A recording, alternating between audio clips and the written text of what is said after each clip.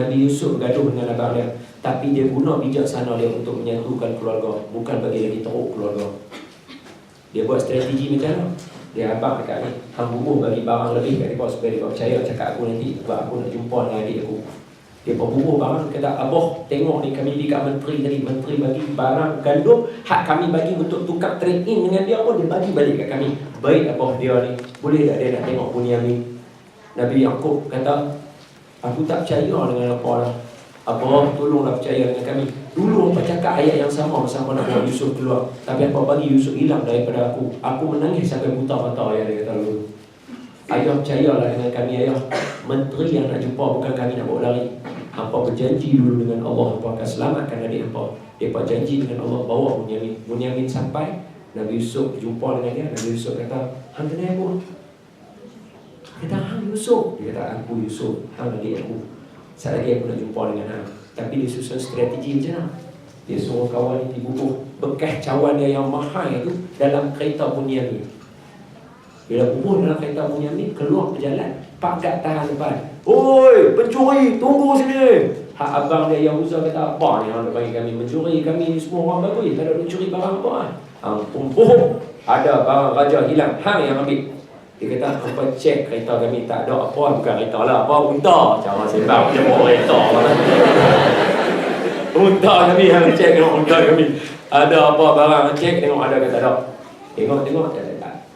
Nabi Yusuf kenal abang dia yang bernama Yahuza. Yahuza ni dia sangat pegang dengan dia punya pride dia. Dia akan kata apa? Hang cek tengok kenderaan kami. Kalau ada kenderaan kami yang simpan barang tu, biar orang tu sendiri yang bertanggungjawab. Nabi Yusuf kenal abang dia. Dia tahu Yahuza akan kata macam tu. Pasal itu dia bubuh dekat Bunyamin.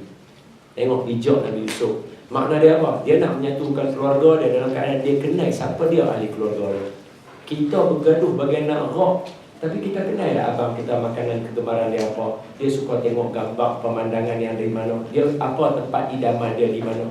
Kita tahu lah kakak kita suka baju color macam mana.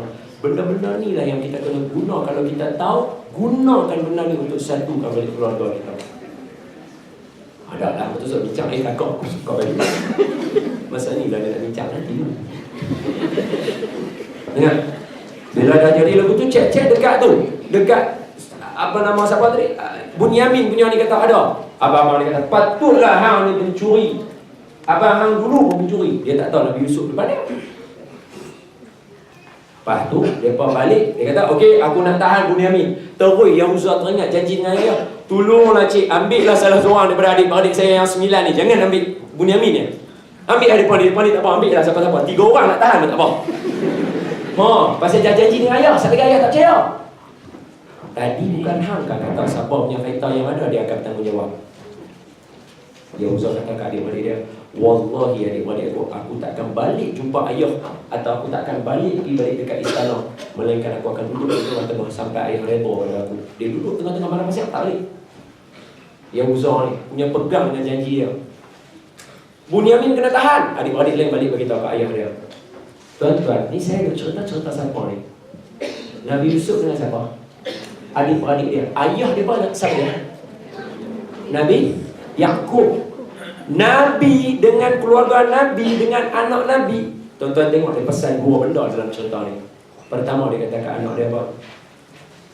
La tayasu min rauhillah, innahu la yayasu min rauhillah illa al-kafirun.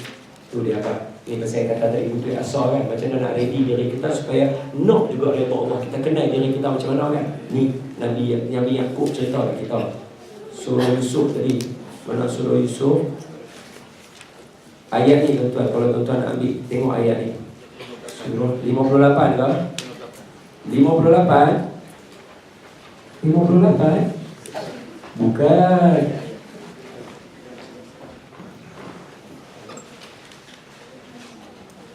Tu ayat 87.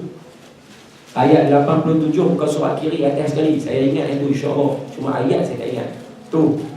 Dia kata apa? Ya bani yadhabu fatahassasu min Yusuf.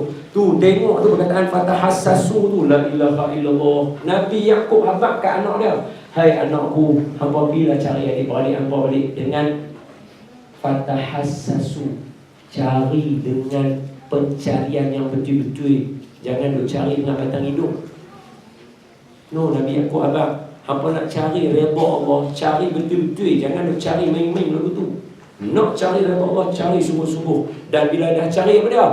La tai'asu min rauhillah, jangan putus asa dengan rahmat Allah. Titik. Hak ni saya cerita kat seorang, dia main kat saya, 2 orang dah main. Saya gunakan cerita yang sama. Satu orang lelaki kahwin 2. Saya tak tahu dia kahwin 2. Saya duduk dekat airport KLIA, dia main kat saya, dia kata, Ustaz ni flight kau? Saya kata flight saya pukul 7.30. Oh, dia kata saya pukul 7.40. Ustaznya gate apa? Saya kata saya A3. Dia kata saya A5 sebelah-sebelah. Jom kita minum. Masa tu pukul 6 pagi. Saya kata okey, jom minum. Terus saya kata hari ni hari haji. Saya tanya dia. Dia kata hari ni hari Selasa. Oh, saya kata hari Selasa saya belanja. Jom. Tapi saya tak boleh belanja malam hari Senin aku dah balik. Minum saya beli kat saya Milo Ice. Dekat dia saya beli kopi dengan kopi ke teh saya tak ingat. Ada gula keliling, saya bagi kat dia sini, saya duduk sini, kita enjoy minum kita punya apa coklat tadi kan. Minum, tengok dia tak sentuh pun dia punya cawan. Dia punya dia minum. Lepas tu nak memecahkan kesunyian, dia kata kat saya, Ustaz, saya ni lelaki yang kahwin 2. Oh, saya kata bagus, bukan senang orang apa. Saya kata bagus, bukan senang orang nak buat, betul tak? Lalu tapi Ustaz, isteri saya yang nombor 1 tu tak okey-okey sampai law Ustaz. Nampak tahu lah saya kahwin 2 Ustaz. Dia kerja marah saya tak berhenti Ustaz. Cuma no. Jadi saya, Tuan Haji tanya saya kahwin 1. Saya nak jawab. Lepas tu dia disambung pula, dia kata, saya dah bawa pergi Mekah Ustaz. Saya dah bawa pergi Mekah, saya dah doa depan Kaabah, saya kata ya Allah bagi saya yang terbaik, jadilah kami keluarga yang bagus apa semua. Tapi itulah balik Mekah pun saya doa Allah lagi. Saya kata, saya minum, saya gelak, saya senyum lah. Tuan Haji nak dengar tak saya cakap? Dia kata nak. Tuan Haji tahu tak, Allah tak pernah tolak doa orang depan Kaabah. Siapa yang berdoa depan Kaabah tak pernah Allah tolak. Semuanya Allah granted. Semuanya, tak ada seorang pun yang Allah tolak kecuali hak yang buat oplah lah. Hak buat oplah ni jenis orang duk berdoa lah, pergi sandak kat ni, hak dia pergi gulung duk dalam kelambu Kaabah kalau buat gitu. Hak sampai polis duk kena tibai muka dah bagi dia keluar kan. Yang tu oplah lah, yang tu tak usah kira lah. Tapi sebenarnya doa dia pun asalnya makbul juga sebenarnya. Sebab apa? Dia doa nak main Kaabah, Allah bawa dia main. Faham? Okay, cerita dia ialah doa tak ada orang pun yang Allah tolak ketika di depan Kaabah, dan doa Tuan Haji dimakbulkan sebenarnya. Dia kata, tapi Ustaz, doa makbul buat isteri saya doa marah. Saya kata, tadi bukankah Tuan Haji kata, ya Allah bagi saya yang terbaik. Isteri Tuan Haji marah-marah, itulah yang terbaik untuk Tuan Haji. Pasal apa Ustaz kata lagu tu? Tuan Haji, bukankah bila Tuan Haji tu kena marah dengan isteri tu, Tuan Haji pastikan giliran dengan isteri kedua adik, giliran dengan isteri pertama adik, Tuan bagi sini rumah cukup, sini pun rumah cukup, sini pun masak sama, sini pun masak sama. Kerana dia marah, Tuan jadi adil. Bukankah firman Allah, wa in khiftum alla ta'dilu, kalau kamu takut kamu tak adil, baru kamu kahwin 1. Tujuan kahwin banyak dia kena adil. Bukankah dengan sebab dia marah Tuan buat apa yang Allah redha? Inilah jawapan yang saya tunggu-tunggu. Dia kacau dia minum. Kita faham tak? Sekarang ni bila kita cakap kata putus asa, kita nak ikut yang terbaik tu ikut kita ke ikut Allah? Yang terbaik ikut Allah ke ikut kita? Tidak. Yang terbaik ikut Allah ke ikut kita? Tapi masa kita minta, ya Allah bagilah aku yang terbaik, aku nak dia. Kita berhabaq, ya Allah bagi yang terbaik, aku nak dia. Kalau yang terbaik tak payah nak siapa-siapa. Kalau nak dia doa, ya Allah aku nak dia, bagi dia dekat aku.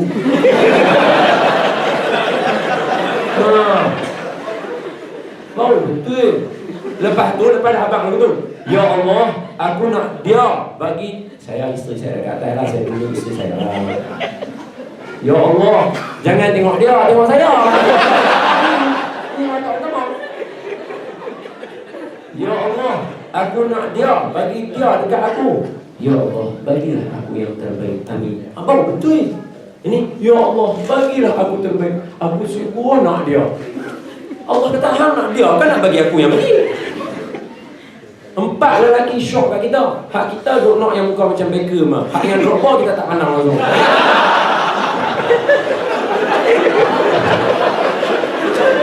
Oh, nak hak yang lawa je. Hak yang tak lawa tu dia lah yang duk ambil berat rasa kita, bagi nota dia dekat kita, tengok kita tanya kenderaan ada nak keluar. Hak dia tu, kita tak buka hati dekat dia, kita duk tunjuk kawan ni. Allah bagi yang ke dia. Lah sampai sudah kita tak dapat apa-apa. Abang, bagi saya cerita dulu bagi habis. Hampa dah bincang dah dia kata, oh drop ball main Enzo. Sabarlah saya. Bagilah cerita bagi habis. Cerita dari Tuan Kursi ialah bila kata macam tu, patah balik kepada yang Sultan Nabi Yusuf ni berkaitan dengan putus asa dengan Allah. Bayangkan seorang Nabi sentiasa pesan pada anak dia, jangan putus asa dengan rahmat Allah, apatah lagi kita. Soalan ini memang layak untuk kita sebab kita kena sentiasa banyak kita jangan putus asa dengan rahmat Allah. Don't ever rasa Allah tinggal kita. Jangan sangat-sangat. Jangan sangat-sangat. Tapi nak abang tambahan lagi. Ini cerita Nabi Yaqub dengan Nabi Yusuf, anak-anak dia. Kata guru kami Maulana Syekh Abdullah Bukhari, Imam Maulana Syekh Masjid Kapitan Kelim, Penang tu. Dia cerita kat kami, dia kata apa? Adik-beradik Nabi Yusuf yang buat jahat tu, lepas semua bertaubat dengan Nabi Yusuf daripada jadi baik dan kawan balik, semuanya Allah angkat martabat mereka jadi Nabi. Mereka tak jadi Rasul, mereka jadi Nabi untuk diri mereka. Tapi saya nak beritahu kata apa? Semua tu kata nak jadi Nabi. Nabi Yusuf pula main kat atas. Bapa dia Nabi Yaqub, bapa Nabi Yaqub Nabi Ishaq, Nabi Ishaq tu bapa dan Nabi Ibrahim. Yusuf bin Yaqub bin Ishaq bin Ibrahim, semua ni Nabi.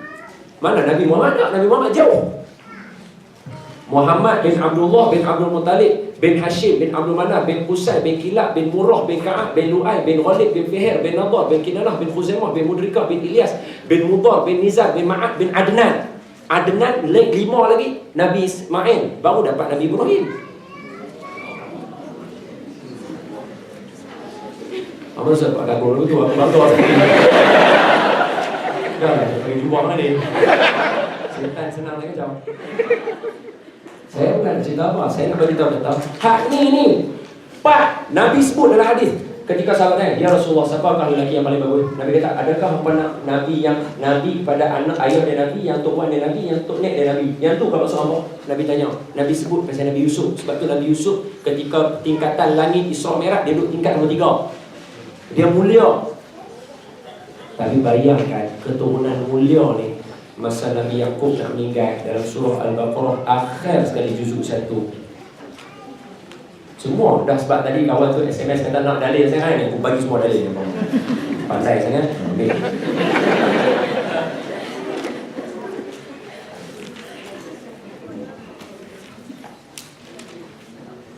Okey, tu.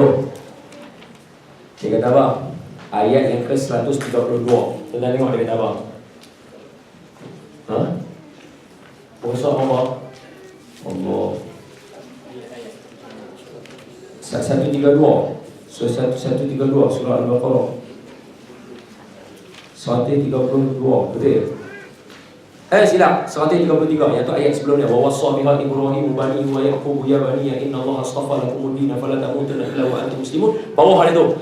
Am kuntum syuhada'a idh hadara Yaqub al-maut. Ingat ketika mana Nabi Yaqub sampai ajal dia nak mati dah, dia dah sakit dah, penat dah, dia nak wafat dah. Iz qala li banihi ma ta'buduna min ba'di. La ilaha illallah. Hang Nabi, anak hang Nabi, semua anak hang Nabi, tok wan hang Nabi, semua Nabi. Tapi pesan lagi dekat anak dia apa? Hai anak, ma ta'buduna min ba'di. Wahai anak-anak ni, aku nak wafat ni. Siapa hangpa nak sembah lepas aku mati? Siapa hangpa nak sembah lepas aku mati? Nabi pesan kat Nabi. Pesan apa? Dia dah memang Nabi. Allah tak boleh lantik dia jadi Nabi, melainkan dia memang akan ujung hayat dia beriman. Tapi yang kata bapa tu tak pernah putus asa dengan rahmat Allah. Hai anak, aku nak wafat ni. Hangpa nak sembah apa sampai aku wafat ni? Anak dia jawab, na'budu ilahu wahid. Anak dia jawab kata apa? Ma ta'buduna min ba'di. Qalu, jawab anak-anak, na'budu ilahaka wa ilaha abaika Ibrahim wa Ismail wa Ishaq ilahan wahida. Ayah, semua anak dia jawab, kami sembah Tuhan ayah, Tuhan tu ayah, Tuhan ayah. Kami semua itulah dia, iaitu Allah yang satu.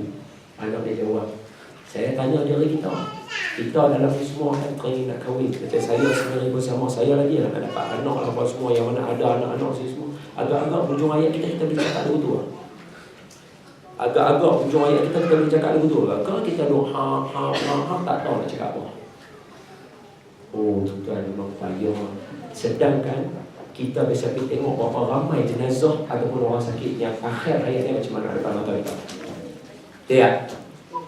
Kita tengok dia tak tahu habis lagu tu, pesan apa pun tak ada, wasiat apa pun tak ada. Takut. Maka kalau semua benda ni kita rasa kita tak mampu, jangan putus asa daripada rahmat Allah.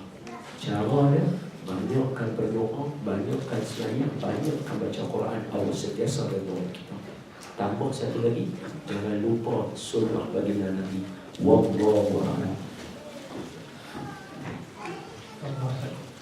So, melihatkan InsyaAllah yang pada hari ini di depan saya ni, ada yang sudah bergelar ibu, ada yang sudah bergelar bapa, dan ramai yang bakal gelar ibu dan bapa. So, InsyaAllah ni InsyaAllah, Allah amin. Amin. Entah amin boleh tak? Lambat ekor nak bawa lari. Sebelah laju sikit.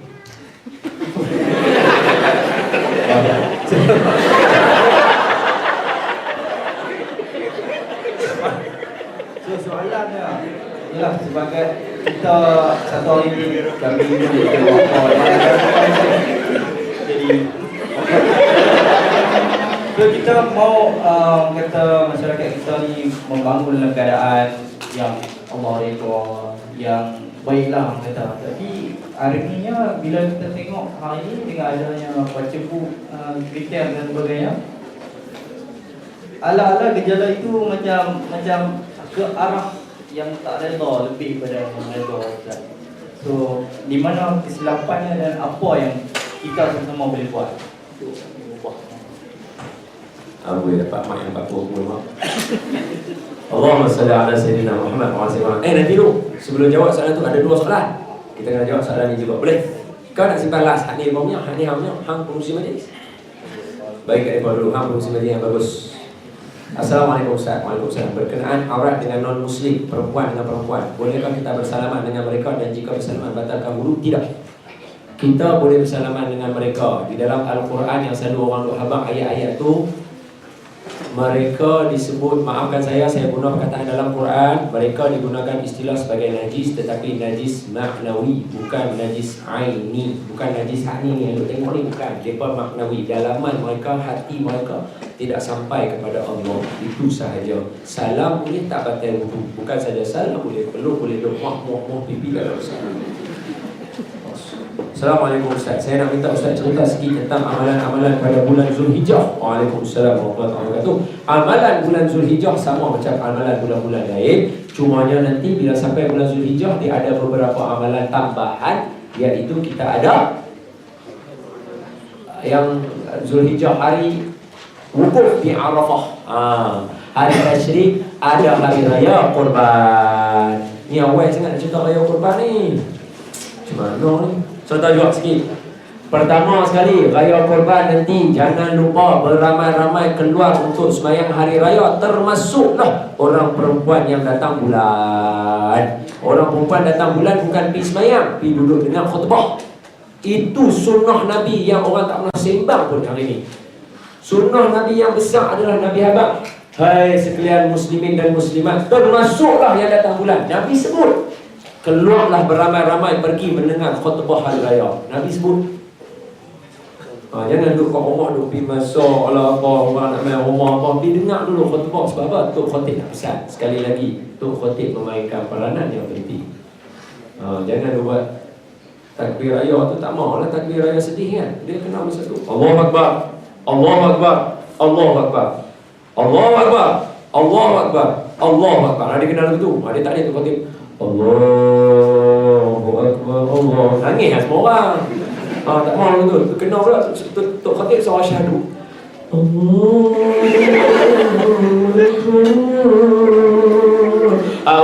ni memang amat ada. Tak boleh balik pula. Kena pula ketupat apa tak sampai kan. Hijack kapal terbang kena bawa lari mana tu. Nangis. Orang kapal kita pulau dia tak dengar lah dia. Nangis. Tak boleh. Tok Khatib dia kena habaq tu. Dia yang paling nak tekan sikit tu. La ilaha illallah wahdah, sadaqa wahdah, wa nasara abdah. Ada yang tu dia nak tekan tu. Wa azza jundah, wa hazamal ahzab wahdah. Tu Tok Khatib kena tekan yang tu. Bukan daripada sedih orang. Barulah orang pergi dapat manfaat. Apa dia? Ingat bagaimana ketika Nabi membuka kota Mekah, Nabi buat haji wada, ketika mana banyak cerita dari itu. Cuma nak cerita yang pertama, hari raya dalam bulan Zulhijjah ada hari raya Aidil Adha. Keluar beramai-ramai di sembahyang. Satu. Yang perempuan yang tak boleh duduk dengar khutbah. Dua. Apa dia? Bertakbir, kerana takbir hari raya Aidil Adha dia boleh sampai hari last tasyrik tu, asap dia last sekali tu. Maghrib dah tak boleh dah. Jadi saya nasihatkan kepada semua yang mana pegang surau ke apa ke kat rumah ke, lepas bagi salam tak payah astagfirullah kan. Nak astagfirullah boleh, nak astagfirullah boleh, tapi tak payah. Sepatutnya assalamualaikum Allah, assalamualaikum. Allahu Akbar, Allahu Akbar. Buat dalam rumah masing-masing setiap kali lepas sembahyang daripada hari raya Aidil Adha sampai hari ke-14. Hari yang ke-14 asam tu. Hari ke-14 asam. Dapat tak? Okey. Okey, betul. Yang seterusnya ni siapa? Allahumma salli ala Muhammad. Jangan lupa baju yang cantik-cantik pada hari raya. Bukan baju baru beli, baju yang cantik-cantik. Maka kata baru basuh. Maksud dia yang tu. Baru beli pun tak apa. Jangan tulis pula, "Mak, minta beli Ustaz Don kata hari raya kata baju baru." Tak mau. Maksud baju baru baru beli pun boleh, baju baru basuh pun boleh. Pakai ketika hari raya. Orang lelaki tambahan berwangi-wangian. Beli minyak wangi semok di satu tu, bagi wangi hari raya. Itu semua amalan sunnah tu semua saya abang tu. Masuk pula Allahumma salli ala Muhammad. Apa nama? Ada puasa hari Arafah. Lagi dan yang lain-lain lagi seperti membaca Al-Quran dan sebagainya. Wallahu a'lam. Siapa yang tanya soalan harap saya menjawab. Kalau tak jawab bagi kau lain. Jawab soalan Tuan Mursi. Apa dia orang tadi? Lupa. Cabaran dia. Apa yang kita boleh perbaiki dalam kita nak buat kehidupan kita lebih berakhlak. Ya, saya nak tanya ada satu cerita. Dalam peperangan Badar. Okey, minta maaf. Boleh tak saya minta izin? Saya nak kena bagi penjelasan. Ramai orang bila dengar kuliah saya, dia akan kata, Ustaz ni tak habis-habis dengan cerita. Macam budak-budak lah. Saya nak beritahu kita apa? Hak ni semua cerita. Betul tak? Tadi saya kata, saya kosong pesan kat saya, cerita Nabi Musa, ingat ke tak tahu tak? Ada? Zaz. Soalan, ya, saya baca. Okey, jadi saya bawa dua cerita di sini. Dengar elok-elok. Ketika Nabi Musa, ketika siapa tadi? Perang Badar. Ketika perang Badar, dalam orang yang perang Badar duduk di saf yang pertama itu adalah Abdurrahman bin Auf. Abdurrahman bin Auf. Orang semua kenal dia. Dia salah seorang daripada 10 orang sahabat yang Nabi kata, hang masuk syurga. Nabi habaq, hang masuk syurga. Lagu tu terus. Hadis lain pula abang kata apa? Nabi habaq, Abu Bakar, Umar, Uthman, Ali, Zaid, Ibn Mas'ud, main belakang, apa nama tu? Siapa nama? Sa'd, Abi Waqqas. Lagi siapa lagi? Last kali Abdurrahman bin Auf. Hampir 10 orang ni. Ni sahabat ramai ni. Nabi sebut depan sahabat. Hampir 10 orang ni semua masuk syurga. Kalau kita dengar tu tak tahu lah. Sebab tu ada salah seorang sahabat Nabi, minta maaf saya selit sikit. Hak ni berkaitan dengan zikir yang goyang-goyang ni. Ni zikir goyang-goyang. Lepas tu kalau biasa tengok ada orang baca lagu Madad, Madad, Madad. Biasa tengok qasidah tu. Kalau nak tengok tajuk dia Madad. Madad, dia buat macam ni nanti. Maafkan saya. Mula mereka akan duduk, mereka baru mereka pakai ni. Kalau mereka baca, kalau tengoklah Habib ke mana pun semua orang bila dia baca lagu Madad-Madad ni, mereka akan buat gaya begini. Madad, Madad, Madad, Madad ya Rasulullah. Madad, Madad, Madad, Madad ya Habiballah. Orang main tulis terus apa? Ni apa ni berzikirkan nama Allah, dengan berzikirkan Rasulullah, apa ni dengan menari ni apa amalan? Sabar dulu, tengok dalil dia. Guru kami jawab, Tuan Guru Datuk Aludin jawab dalam karangan dia. Dia kata apa? Seorang hadis sahih Imam At-Tirmizi, seorang sahabat Nabi kata dekat dia, siapa nama sekian-sekian-sekian? Saya. Aku dapat wahyu, masuk syurga. Bayangkan kalau kita jadi lelaki tu, apa jadi kita? Oh, dia kata melompat. Nabi cari nama kita. Nama sekian-sekian mana? Dia kata saya langsung. Masuk syurga, aku dapat berita. Oh, dia apa yang jadi kat sahabat Nabi ni? Sahabat Nabi ni masa dia dengar Nabi kata kat dia masuk syurga, dia bangun. Allah, Allah, Allah, Allah. Dia menari depan Nabi kerana seronok dia masuk syurga. Ada Nabi kata, ni bid'ah lulak. Geram. Dia menari depan Nabi sebab apa? Dia sebut Allah, Allah, Allah kerana Nabi habaq dia masuk syurga. Boleh faham tak tuan? Depan siapa? Depan Nabi. Nabi biar saja dia macam tu.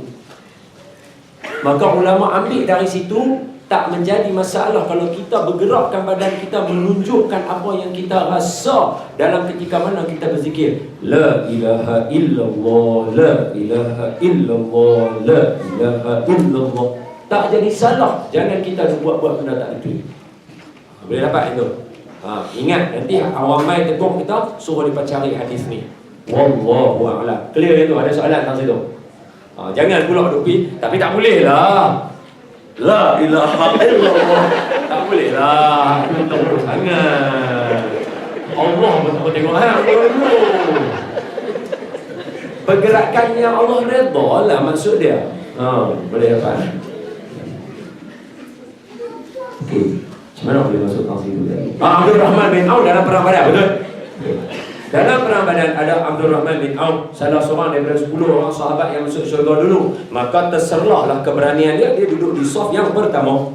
Dia duduk dalam saf yang pertama tu nak berdepan dengan musuh sebelah kanan dia. Perang Badar 313, termasuk orang dewasa, budak-budak, remaja, orang muda, semua masuk sekali dalam 313. Sebab apa? Sebab bukan mereka nak pergi perang, mereka nak tuntut hak penduduk Mekah, kena halau pergi Madinah. Baliklah ramai-ramai nak tanya, kami dah kena keluar lama dah, tak boleh balik ke Mekah. Macam tu mereka nak cakap. Tengok-tengok kena serang. Masa tu jadi perang Badar.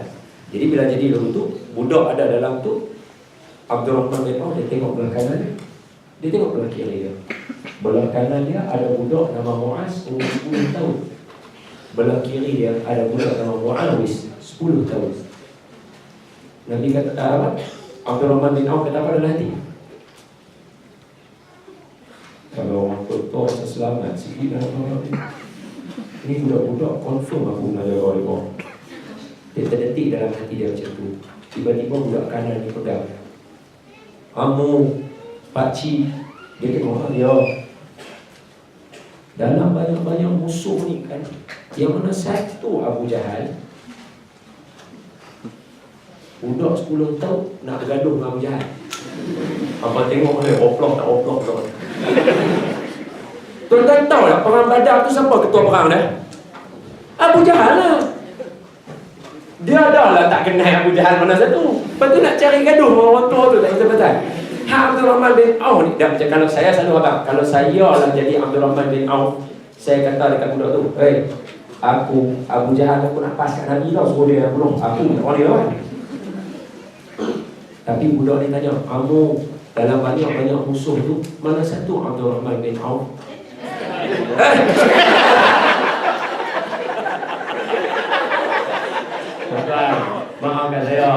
sabar.